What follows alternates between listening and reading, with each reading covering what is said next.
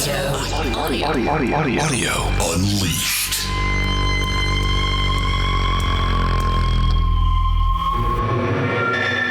Five, four, three, two, one. There we go. We're recording.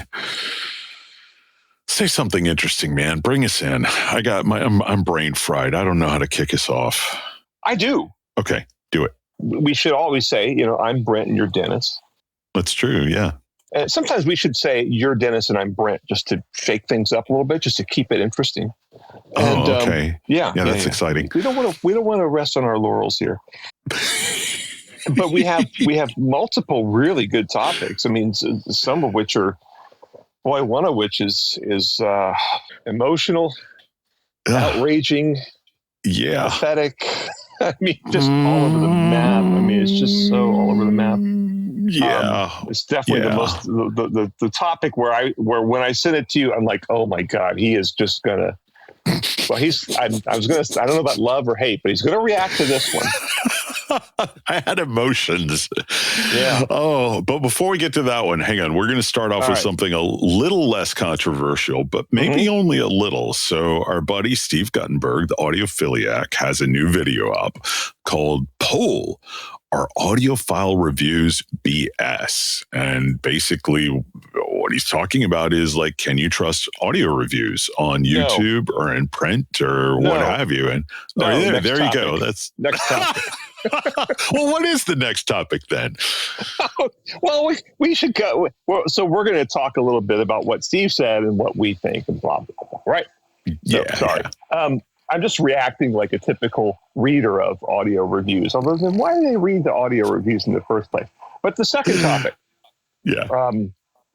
We have been dancing around, you and I, off camera or whatever you call it, off mic, discussing this new C-Wave thing that Mark Levinson, iconic audio manufacturer Mark Levinson, has come up with, and partly because some releases.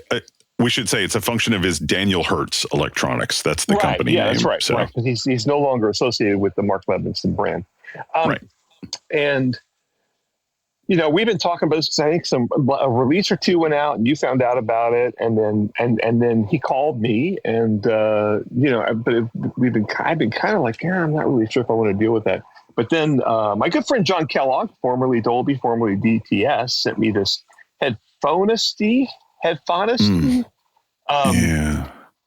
summation of a series of YouTube videos that were done by the Audiophile Junkie. And I don't know if he's addicted to audiophiles or if he's a junkie who happens to be an audiophile or whatever. But he did this long series of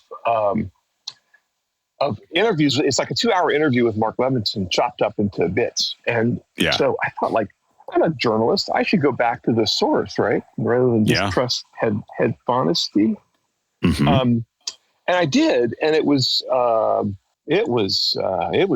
kind of rough in a lot of ways in terms of like being uncomfortable to watch. But I did not watch the whole series, but I watched some. And the big thing is it gets into this discussion of this C-Wave technology, and it is super cringe to watch. And so we're going to make everybody who listens to this podcast watch it. Just because it's so cringe. Yeah. Well, the good news is, though, we have something decidedly non-cringe. Well, I guess the way to put it would be based. If it's not cringed, it's based. Okay. So we've got quite a based article from John Atkinson to talk about after the fact. It's called Taking Care of Business. And you sent me this article, and I'm glad you did, because I'm not sure I would have read it otherwise, but I very much enjoyed it. And so Atkinson is basically just sort of walking you through how his own personal system has evolved over time, and gets into a really interesting discussion from his perspective about diminishing returns. And, I think you and I both have thoughts on that and have a lot to say about it. But I thought, this article would be a good, a good framing device to talk about that and talk about what we agree with him on. So. Yeah. And, I was really shocked at what gear he uses to listen on.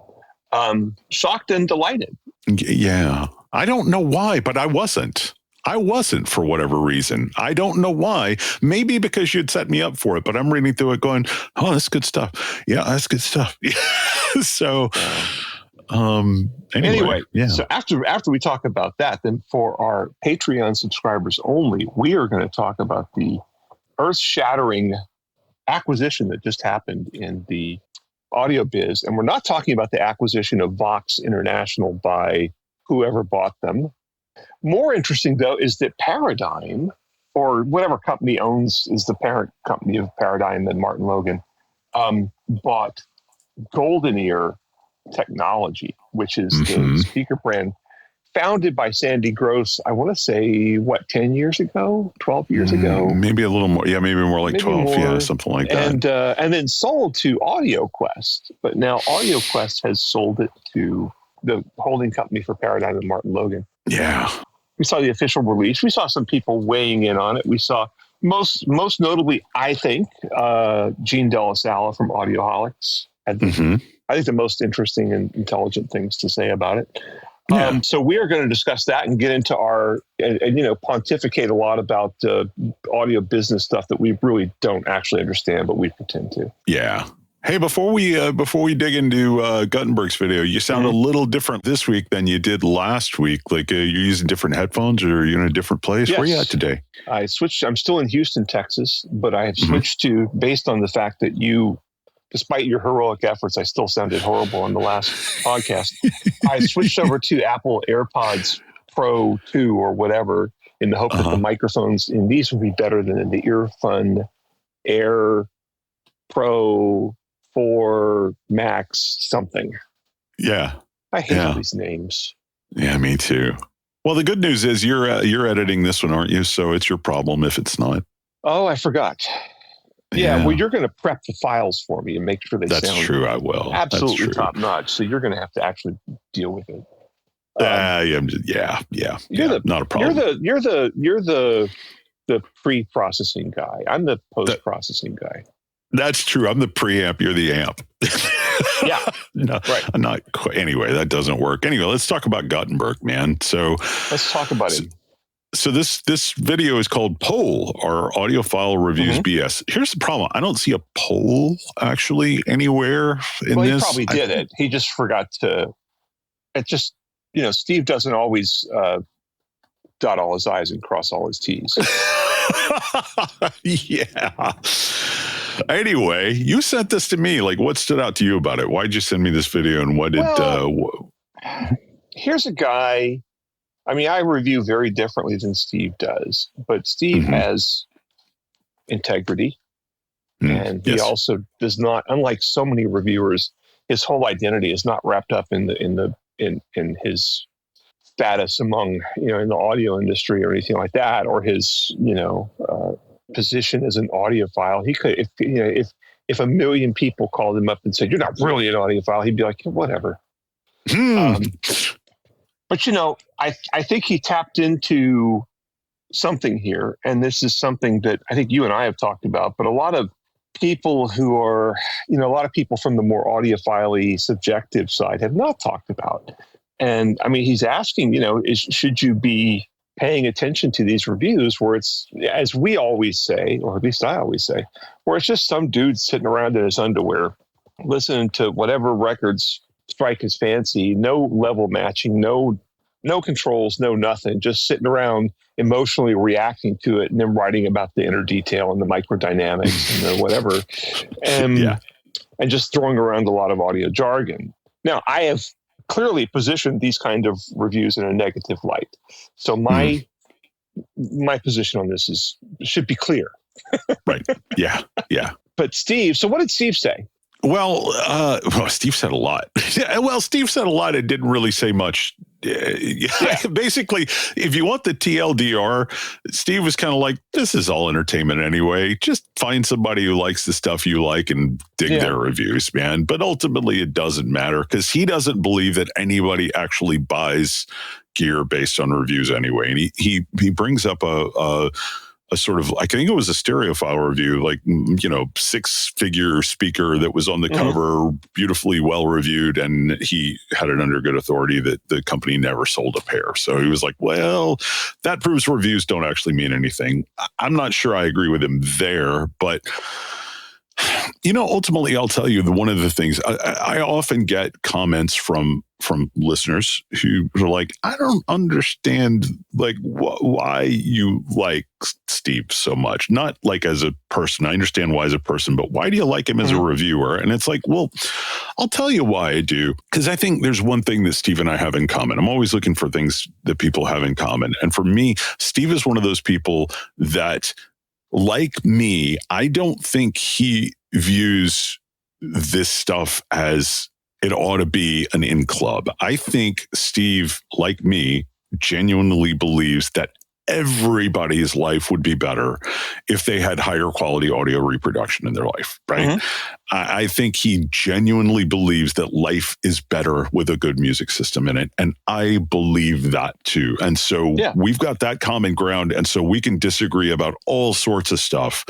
But agreeing on that means I'm always going to take Steve more seriously and listen to him and probably get along with him more than I do a lot of the other subjective guys. But I mean, I think that's the TLDR. He was like, just find somebody you like and just listen to them. But nobody's buying gear based on reviews, so who cares? And I don't agree with that part. I don't agree with that because clearly a lot of people buy gear based on reviews. I mean, they email me all the time wanting to know what I think. And in every case, they've read mine. I shouldn't say every case. In every case, unless it's one of my relatives, they've read my reviews because my relatives just call me up and ask what they should buy. Right. Everybody else reads my reviews. So to me, it actually does mean something. Like if a bunch of subjective reviewers really like something in particular, especially if it's a speaker, if it's a preamp, it's like, well, who cares? But if it's it's kind of like they're reacting to the branding or the nice dinner they have with the manufacturer, God knows what, right? But with speakers, I trust them more because they're reacting to it, but they clearly, when you have something like the Sound Artist LS35A thing, right, which is a Chinese made, it's an LS35A, small speaker, the classic BBC British, design, except they changed it. They did some stuff different. It does not sound or measure like a standard LS35A. And so many people, including Steve, have raved about it. And like I read, the guy from Z Reviews did a really nice review of it. And Stephen Stone did a really nice review of it. I'm kind of like, so many people like this thing. And I looked at, of course, Audio Science review, and of course he trashes it because it doesn't measure flat.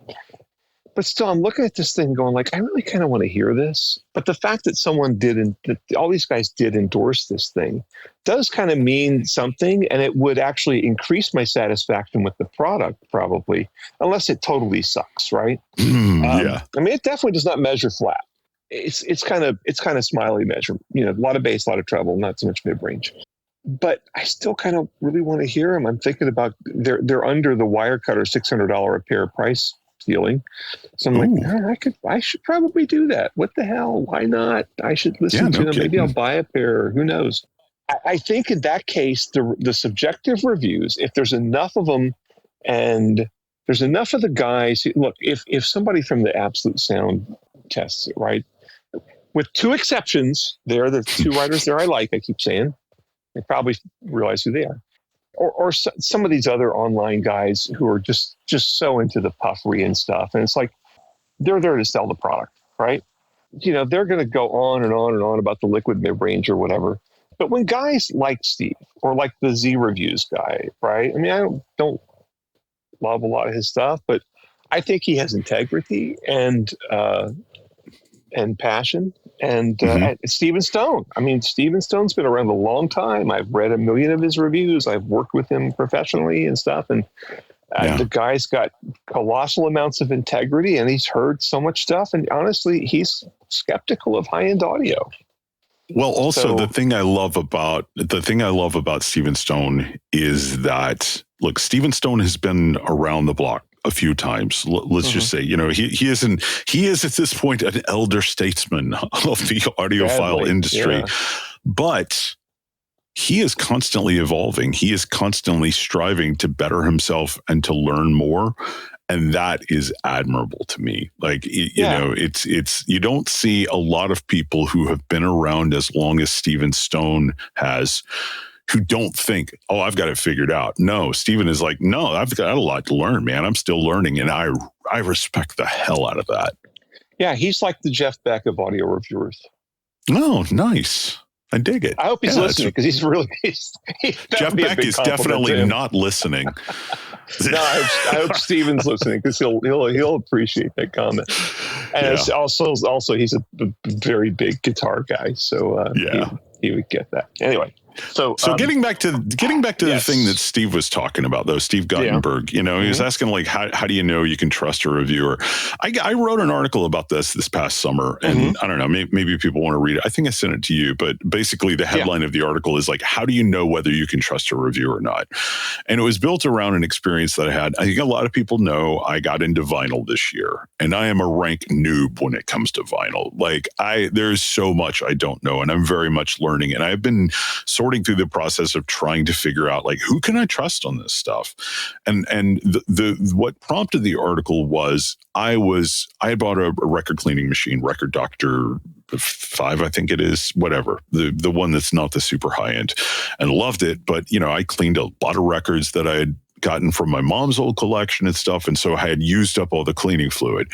And I was at a record shop, not here in town, but out of town. And I was mentioning, I need to pick up more record cleaning solution. And the guys at the store were like, what do you got? What are you using? And I was like, it's the Record Doctor cleaning solution. And they're like, that's crap. That's garbage. You don't want to use that. You need to use the Mobile Fidelity record wash.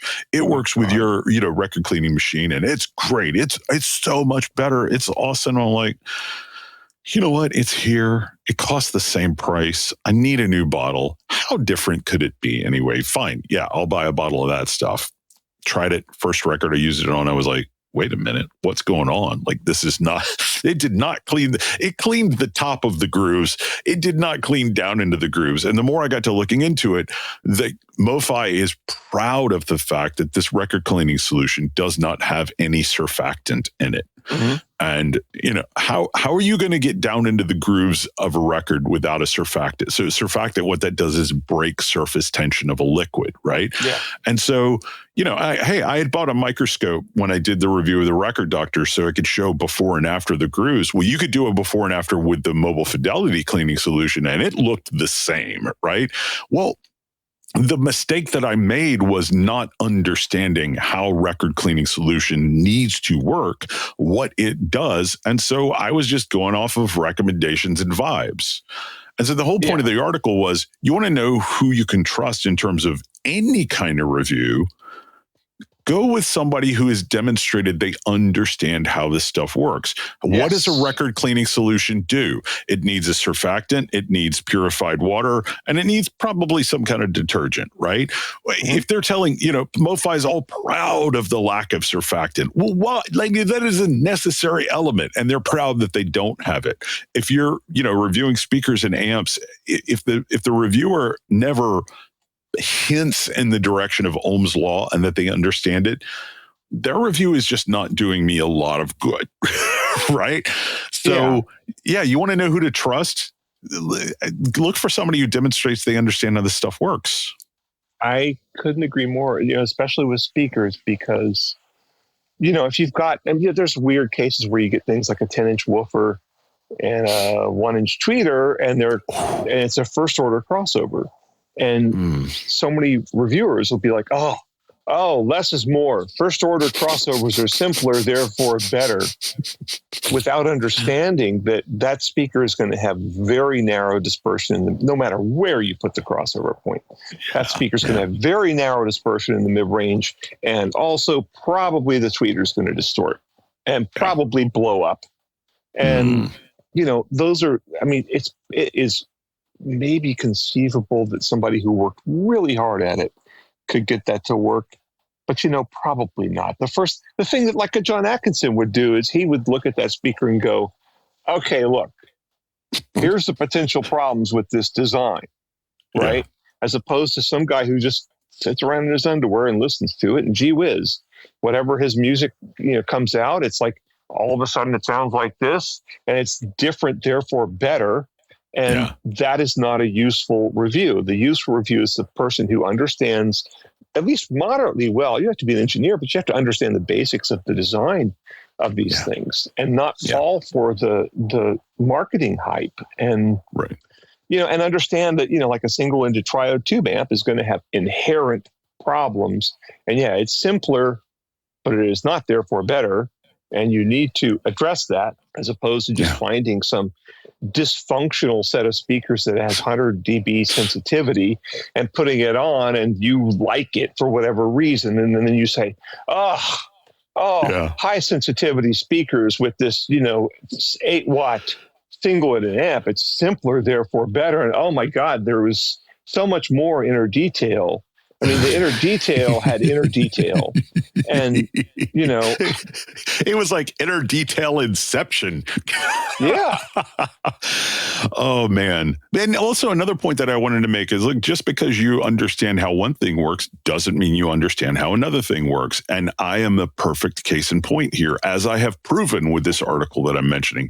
The fact that I have a, basic understanding of how amplifiers and speakers work does not mean I know jack patootie about how record cleaning solution ought to work until I go, wait a minute, I'm realizing I don't understand how this stuff works and I need to, right? Yeah. Just because you have expertise in one field does not make you an expert in anything else. So there you go. Yeah. Although one would hope that, the curiosity that led to you becoming an expert in one field might also lead you to become an expert in other fields, as it did for you in this case. Yeah, that's a good point. All right, buddy, any further thoughts on this one? Are you ready to wrap it up and move on to something a little more controversial? Let's move on to something that is deeper and more troubling. There you go. That's quite the tease. All right, we'll be right back.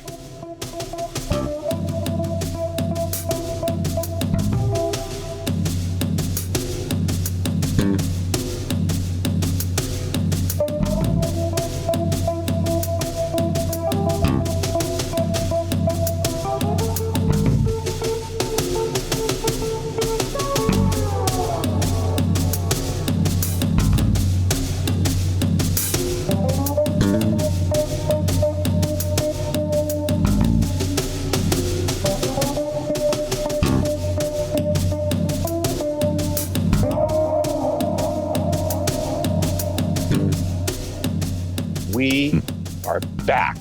This is audio. This is audio. This is audio. This is audio. Unleashed. And we're going to talk about perhaps the most, we look at videos and articles and stuff from all across the audio spectrum, but this is probably the most disturbing one we've ever tackled.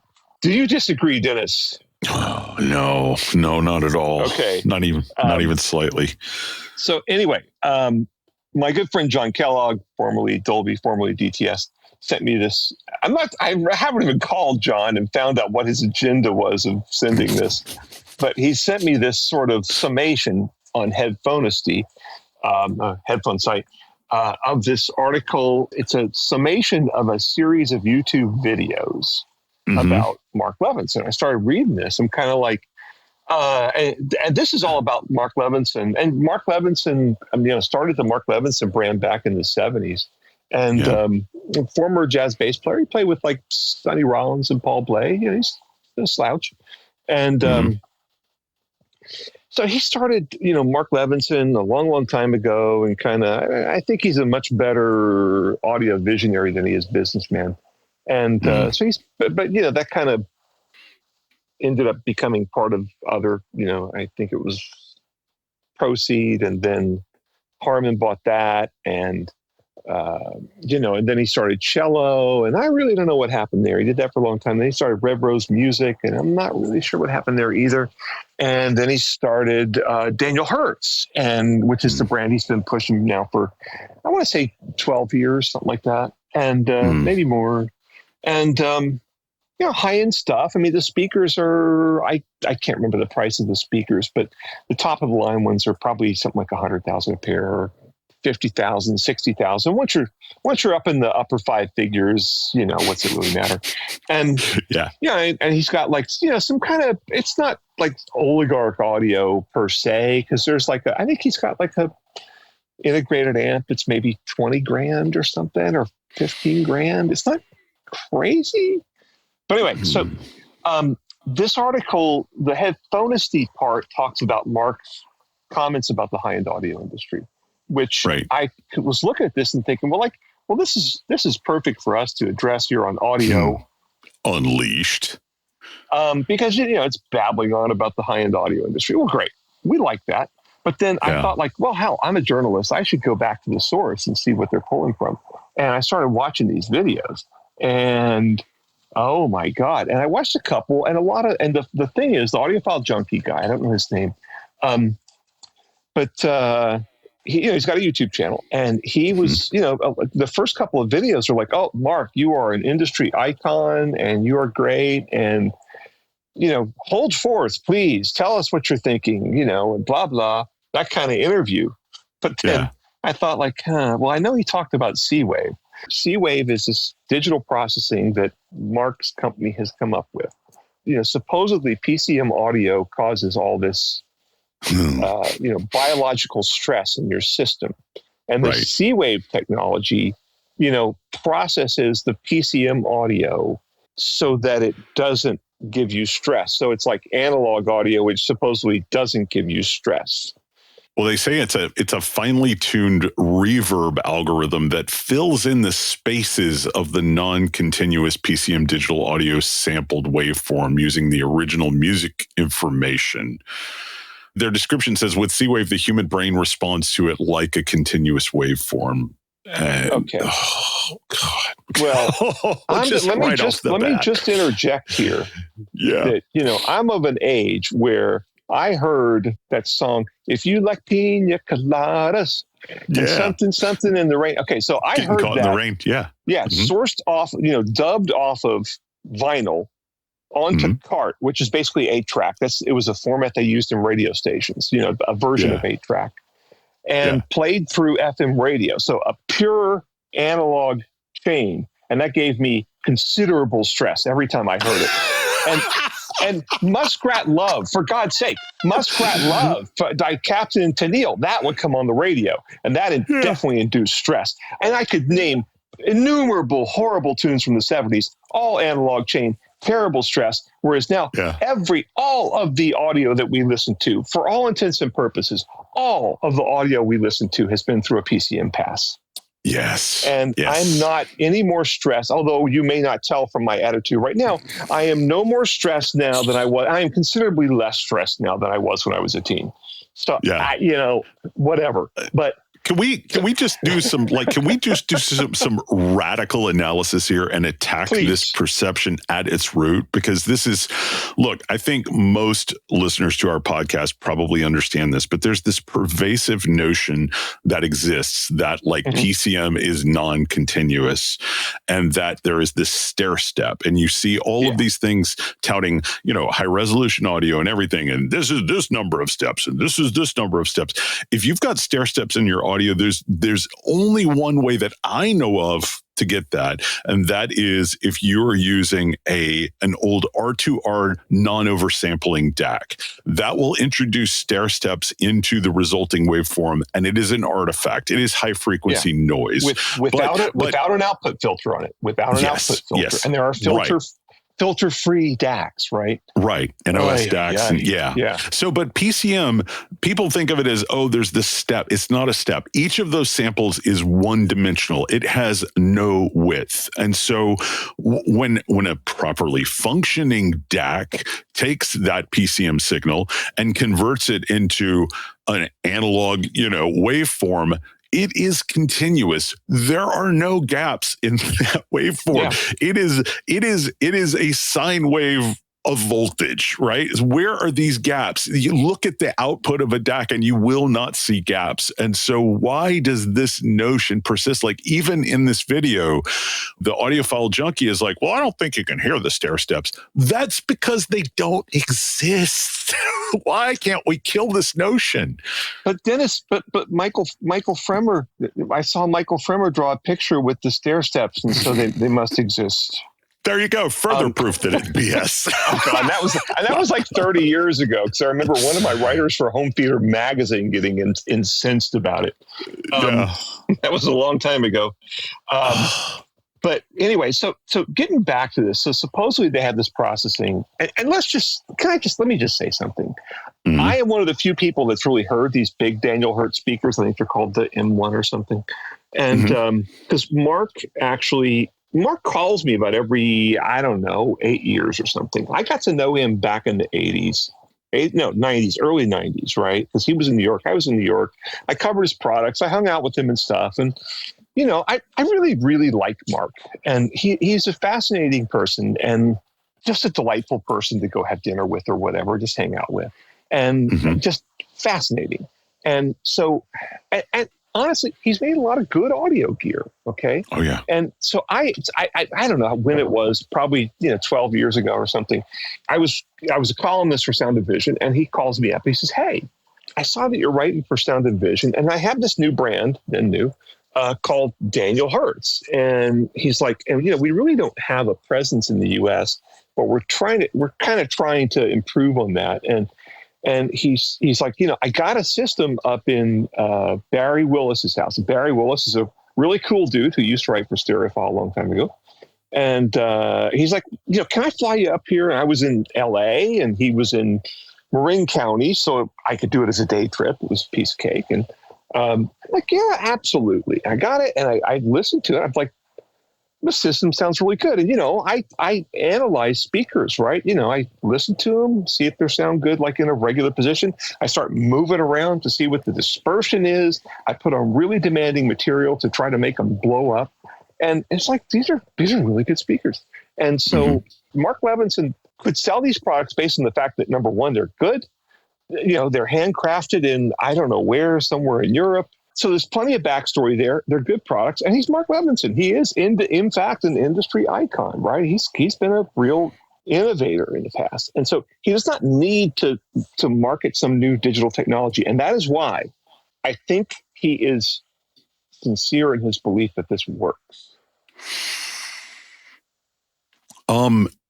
It's funny because I had told you before we started recording that this interview changed my perception of Mark Levinson, and you were like, "Don't tell me what it is, save it." And here I'm unveiling it. I agree.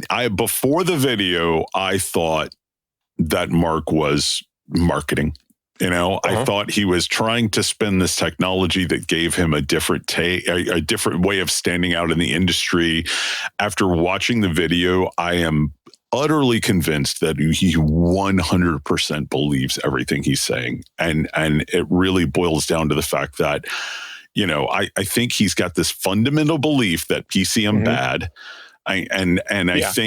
I think he has listened to, modern, probably most of his listening is on his system. He's like, well, this doesn't bother me. Well, what changed, right? Well, it must be this C-Wave stuff. And, when he's talking about all of the medical tests that they did, you can just, I think a lot of people know this. Like, I come from a very, very religious background. In fact, I used to be a missionary, and, I did not know that, but all right. Yes, the sort of the process of deprogramming was a very, very long one, but I am in watching his video, and I am seeing, in my estimation, and it's nothing more than my estimation, a person who is faced with a contradiction and yet has very sincere beliefs and is trying to square them. And I think that is what is happening here.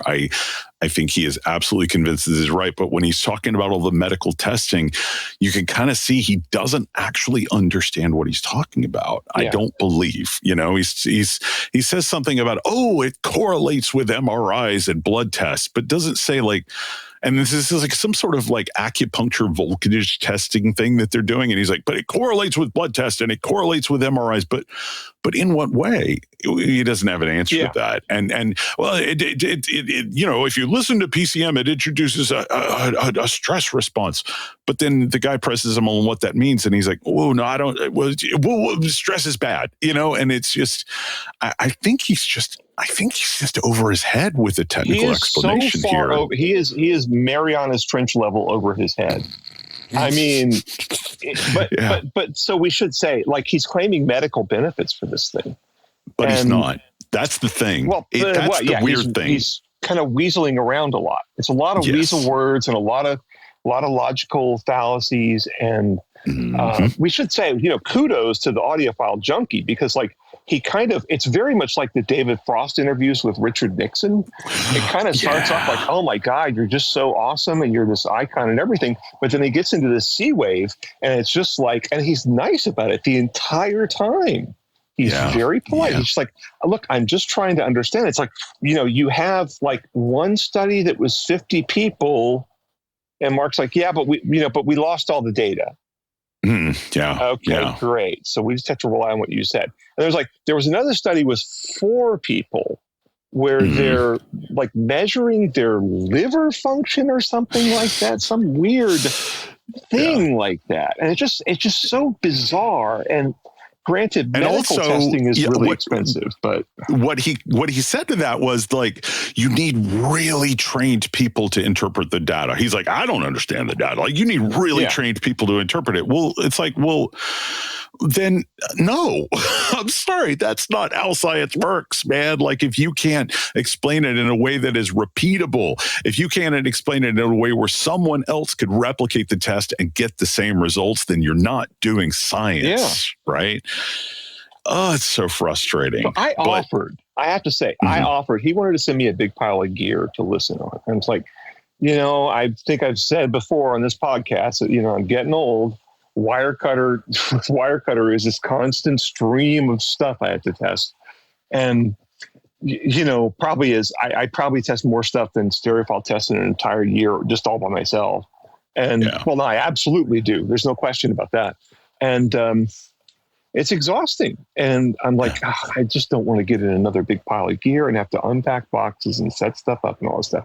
I said, look, I got a better idea. Here is my most recent album. This is the album before I did my new album, which is called Plaid Pants, available on Outrageous 8 Records on Bandcamp. Look it up. And anyway, so but I'm like, look, Mark, here's 1644 files. And, I am not going to say that they are Chesky level recordings, but they are what they are, and they sound pretty good. And even David Chesky told me they sounded really good. So why don't you take these and put them through C-Wave and then just send them to me, and I'll A/B them, and, I can get some outside listeners, and, we can really see if this, and, I'm fully equipped with level matching and ABX, I can do anything. I'm set up to do all that stuff, right? I have the gear, I have the procedures, and it's like, he's kind of like, okay. And I think I sent him a link to the files, and I kind of didn't hear anything. And if this thing really works, and there's something in the back of my head that looks at Mark, and he is squirming through this whole thing. He is just obviously extremely uncomfortable under these questions. And I'm like, if you really believe this thing works, you could send this to me. And I have enough cred to where if I tested it and we said it on this podcast, then people would be like, hey, Brent said it. Maybe there's something to it. At least, he's not as gullible as a lot of writers are. So, maybe there's something to it. And, but that didn't happen. And I can't test the medical stuff. And, he was kind of wanting me to pitch it to New York Times, but talk about being over your head. I mean, the level of repertorial discipline that they have is so far. I dealt with them once on one story. We did a story, me and Lauren Dragon did a story on kids' headphones and how a lot of them were saying they were 85 dB limited, but they're really not. Right. And we had it down. We had the science down. We consulted with experts. We did a really good job. It took forever. I must have done 15, 20 rounds of measurement on that. And we had like 30 samples in. And And even like Tyle Hertzens, who like never posted links to anybody. It's a former editor of Inner Fidelity, the original serious headphone reviewer. Even he was like, you know what? I don't post links to other people's stuff, but you guys got to read this. This is really well done. And so this New York Times reporter, she interviews me for like an hour, and she also interviewed Lauren. I don't know for how long. And she re-reported the whole story. She found fresh sources. She basically used us as like, well, maybe there's something here. And she redid the whole thing. These people are serious. So when you get into medical claims, you are with the level, you can say anything you want in audio. And a lot of people very obviously do, including a manufacturer we'll be talking about in our Patreon segment. But, with medical, you just can't do that. But I feel like I don't. It's like he could scale this back. He could say, "Okay, look, I'm gonna, send me your files." Just the same way like MQA did that a little bit. I think with John Atkinson and with Stereophile, he sent them files, his own recordings, and they sent them back with MQA processing. He listened to them. He's like, well, and there's something there. It's definitely doing something, and whatever. But Mark could do that. I'm still open to the idea. I'm not going to say this thing doesn't work. I don't know. But I'm also not going to say, oh my gosh, Mark Levinson's doing this radical new technology. And this is so promising, because there's no data to support that conclusion. And well, there is a bit of data, because I'll tell you this, he keeps saying that PCM stresses you out. And, this video stressed me out, and YouTube uses PCM. YouTube is not using DSD. So there you go. All right. Proof positive that PCM stresses you out. Anyway, I don't think I have anything else to say about this one other than to tell people, take the time, take the hour to watch this video, because it is a roller coaster, man. And also, I think it's a great example of how to, in a very kind way, push back against people who are making claims that they cannot back up. So the audiophile junkie is not combative here. And it's almost like he's like trying to be like, hey man, I'm trying to help you out. I'm trying to keep you from making claims that are going to get you in trouble. But anyway, it's a good watch. So everybody should check it out. All right. And take a break, get some water, and come back and talk about John Atkinson. Yeah. Let's do it. All right, we'll be right back.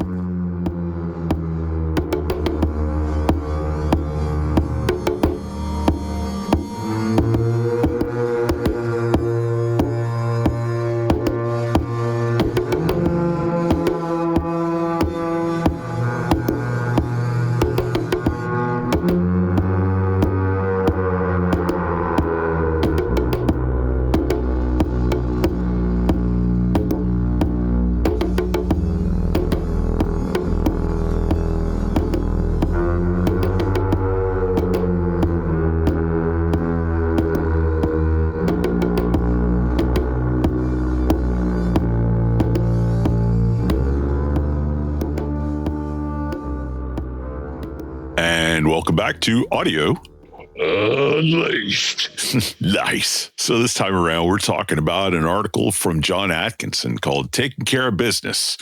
And so what set this up was Jim Austin, the editor of Stereophile, had to take a little break. And so, to keep the magazine in production while he was gone, managing editor Mark Henninger, AV tech editorial director Paul Miller, and Atkinson stepped in to keep the production schedule rolling. So this is basically his editorial for the month, and he's talking about diminishing returns basically. But he's also, I think, more interesting is he's talking about his own system and how it's evolved over the years, and what he listens to at home. I'm guessing that's probably, is that the reason you sent me this article, or was it the diminishing returns thing? It's both, really. Yeah. I was just shocked and delighted. I mean, this guy, he's been reading Atkinson now for about 30 years, and more than 30.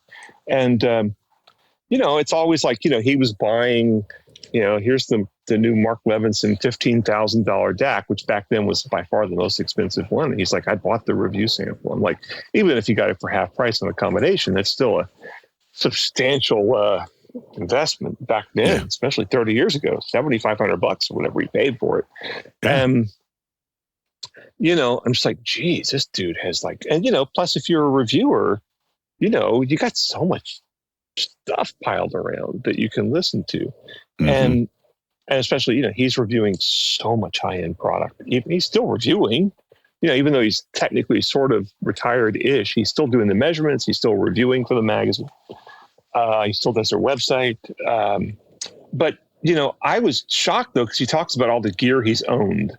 And he talks about, how a lot of the gear he talks about he still uses the Krell KSA 50 amplifier he bought in 1983. And he talks about like his speakers that he sits down and listens to at night are the original KEF LS50s, which are, have been replaced by the Mega LS50 or whatever it is. Meta, whatever. Yeah. And, but those were, $1,500 pair of speakers that he would have bought for, half that or so. And, he's got like a nice set of Audiophiliac headphones. He's got an NAD M10 integrated amp. This is stuff that normal people, well, I'm not saying John's not normal.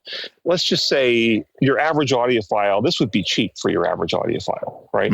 This would be something that anybody, a Lynn Sondeck turntable, which is a classic, those are expensive, but when he bought it, it was a lot less. And it was like 30 years ago. Yeah. And then I don't know if you saw this, but he talks about how his phono preamp has a digital output and he runs that into the digital input of the NAD. Yeah. So he's digitizing all of his vinyl when he listens to it. Yeah. And it's like, but I clearly get the impression that like, he's into the music. He's not into fussing about the gear. And he makes it pretty clear that like, you could buy better stuff in this, but this is getting the job done.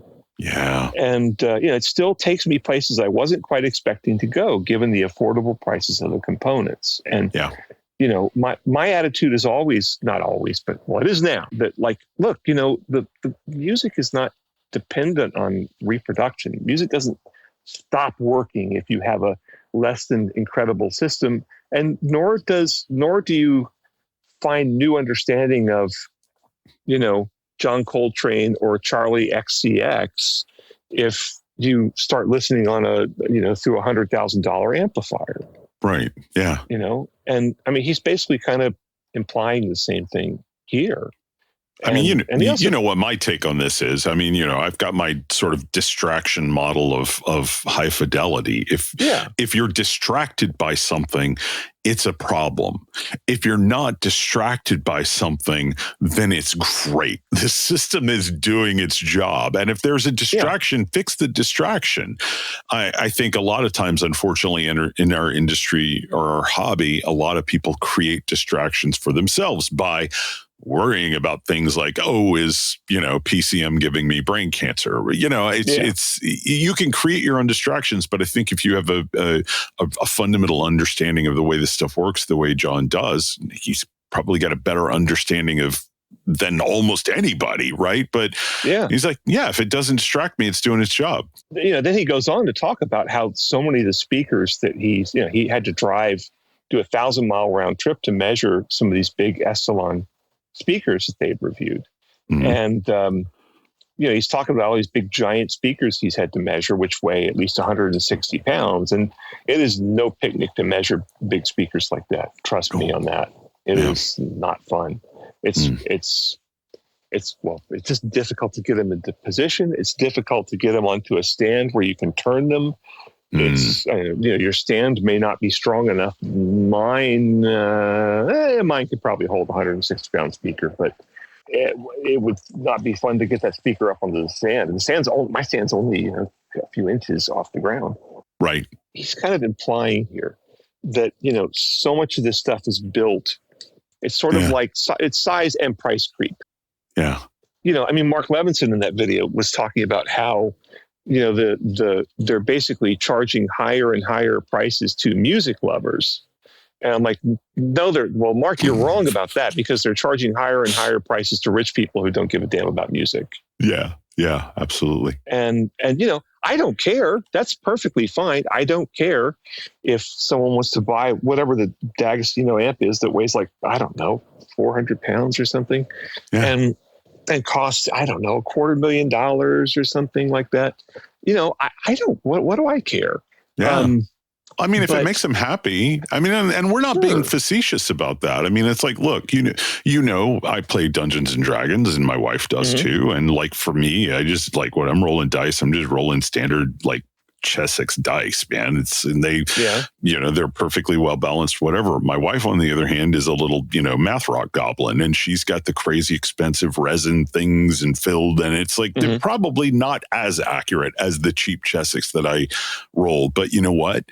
She got something truly meaningful out of owning those dice and rolling those dice. And it doesn't matter to her if there's like some weight mismanagement thing that's causing her to roll more 13s than anything else, right? It brings her joy to have that luxury thing that is something that she's interested in. So more power to her, man. And if audio is your thing where you just want something fancy because you like something fancy, I didn't get you something fancy, man.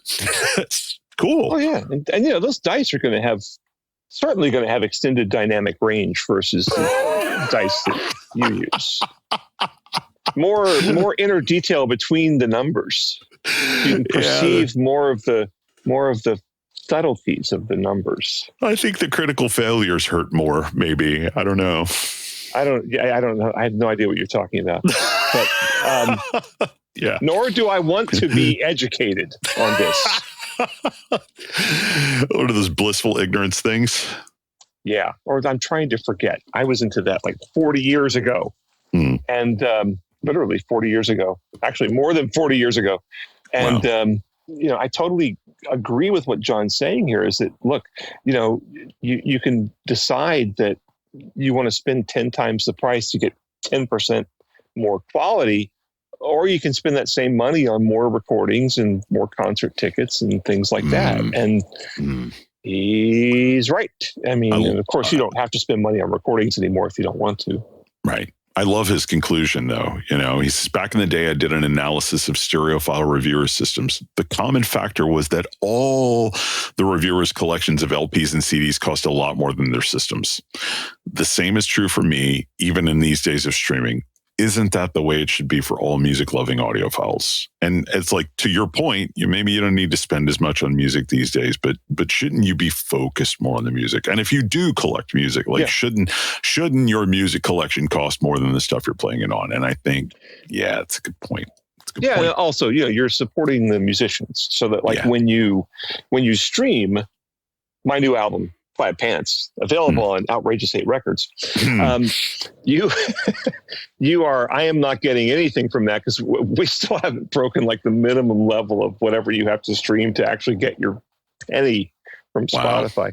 Wow. But when you buy a CD from us, we actually make a couple of dollars. Yeah. Wow. So, we're never gonna break even on it, but at least we're getting a little bit out of it, so. Yeah. You are supporting the musicians, and that's why I still buy CDs, even though I really don't care about CDs. I sometimes buy the CD from the artist when I go see their show because I like them so much and I want to support them. But then I just listen to them on streaming anyway. Yeah, yeah. So. All right, buddy. Anything else you want to say about this? Oh! I got one more thing I want to say. What? I'm sorry. Look at the footnotes of this one. And footnote 2, you will see in the article, is a note from John that says, you can see the 50-year evolution of my system and then there's a YouTube link. It's an hour-long video. It's a talk that John is giving. Where is he giving this? Hang on, let me bring this up. I don't remember. Maybe it's in the doobly-doo. Oh, it's at Rocky Mountain Audio Fest. So he basically gives a seminar, and from 2018. It's really good and really worth a watch. And there's a Q&A section at the end that I thought was very illuminating. So if you follow the link to the article in our show notes, make sure to go down to footnote 2, grab that video, go watch it. It's worth watching. Wow, I should do my own. Yeah, you should. Because I think the pinnacle of my system was I had these big Krell speakers, beautiful big tower speakers, and some kind of, I think it was a Krell integrated amp. I think I had a Class A for a while too that was separates. and some Parasound separates, but I can't remember. I had different stuff. But then I had like I still have it, really nice music hall turntable and some kind of a fancy phono pre. And now the system that I'm using is a $39 JBL Go 4 Bluetooth speaker. That is quite the evolution, my friend. Which, to be fair, I brought it to Steve Guttenberg, invited me to lunch a few months ago in New York, and he did not tell me who was coming. And Kim McAuliffe was there from Stereophile. Yeah. Who else was there? Mike Trey was there, also from Stereophile. Very nice. A couple other guys. And I was actually on my way to the airport, and I was telling Steve about the speaker. And I'm like, oh, I have it. And I pulled it out, and I played it for him. They're just like, wow, that thing sounds really good. I'm not sure I believe you. It is Would they have said that if they knew you were going to quote them? That's the big question. Well, Steve couldn't. Steve couldn't care less. I really don't think Ken and Mike could either. They've been around forever, and they're not guys who are scared about like saying something cheap sounds good. So, and it actually really does. It's kind of like the hit product. It's the product of the year for me because I'm here in Houston right now, and honestly, so many people who never even asked me just own that one or the predecessor, the Go 3. The Go 4 is better. Yeah. And it's been like with the Wirecutter staff, I made that a pick, and they're all kind of glommed on. People who I don't even know saw it and bought it, and they're like thrilled with it. Some editor I don't think I've ever even met her. She does, I don't know, like fashion stuff or something, bought it and just was raving about it and did a blog about it and stuff. It's a really good product. Which one is it's like $39. It's the Go 4, JBL Go 4. It's the camouflage version I got for $39, but it's typically more like $50. And it comes in like 9 different colors, but it's really good. They recently got a JBL Flip. It. They recently had a JBL Flip 6 for the lobby of the YMCA that I go to, and I'm kind of shocked at how good it sounds. Yeah, the 4 is like the size of, for those of you who remember cigarette packs, it's a little bigger. It's like a fat cigarette pack, and it's really good. Wow, I'm loving it. So, fancy. All right, man. You want to do some credits? Oh. Yeah, let's just do some credits. That would be good. Okay, cool. Well, this is a Butterburger production. It is indeed edited this time by Brent Butterworth, unfortunately, but pre-processed by Dennis Berger. There you go. I'm going to try to make it sound good. No new music this time. Sorry, guys. I'm just going to do a chant. I'm just going to chant into my phone. Here's the thing. It'll be kind of like that. Maybe I'll clap along with it. Nice. So, it's going to be all old stuff. Never know if you're serious or not. It's just you never know, man. Yeah. All right. Yeah, it's all old stuff, but it's Butterburger House Band or me or something, whatever. Some combination of the two of us. If the drums are in some weird time signature that you can't figure out, Dennis definitely did the drums. Hey, the one I'm working on now is straight up 4/4, so we'll have that maybe that means next I episode. Have to do a weird time signature. Yeah, there you go. That'll work. Cool. All right. Well, everybody, thanks so much for joining us. We appreciate you. And Happy New Year. This is the first episode of the new year. So that's exciting. And okay, patrons, stick around. We got one more for you, but everybody else, we'll see you in a couple of weeks. All right. Happy New Year, everybody. Bye.